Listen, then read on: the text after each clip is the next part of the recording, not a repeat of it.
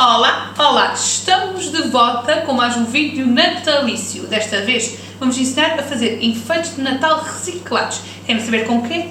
Com um simples rolo de papel higiênico. Preparados para ver? Então, bora lá!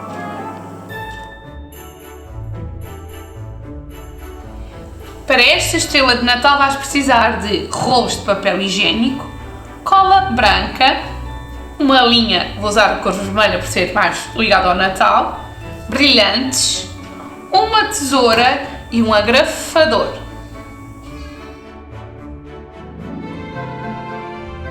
Primeiro passo, vamos pegar os nossos rolos e cortar tirinhas. Vamos machucar assim, para ser mais fácil, e cortar tirinhas de papel.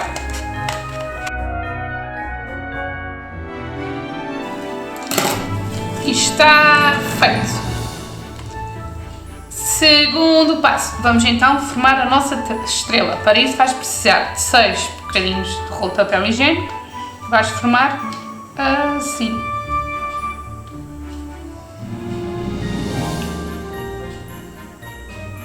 Depois é só com cola colares aqui, ou também podes usar os agravos, mas vou optar por usar cola quente. Está feito.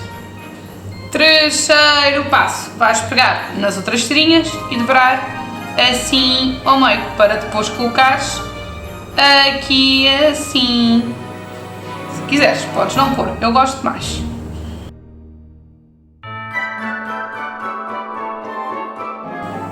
Assim, está feito. Quarto passo, vamos passar cola branca na nossa estrela, assim aqui por cima, em toda a nossa estrela. E está feito. Quinto passo, vamos despejar os nossos brilhantes. Vou pôr aqui um bocadinho em cima deste papel.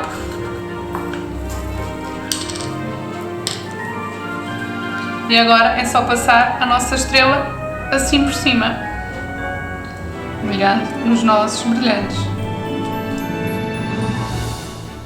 E está feito. Agora é só esperar que ela seque.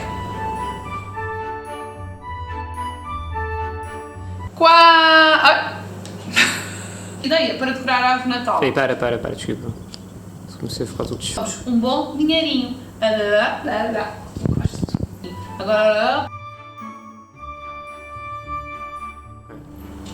Espero que tenham gostado desta nossa ideia para decorar a árvore de Natal. Uma ideia simples e muito fácil de fazer e também poupa um bom dinheirinho. Também já sabem deixar um gosto e subscrever o nosso canal. Adeus e até à próxima. Bye!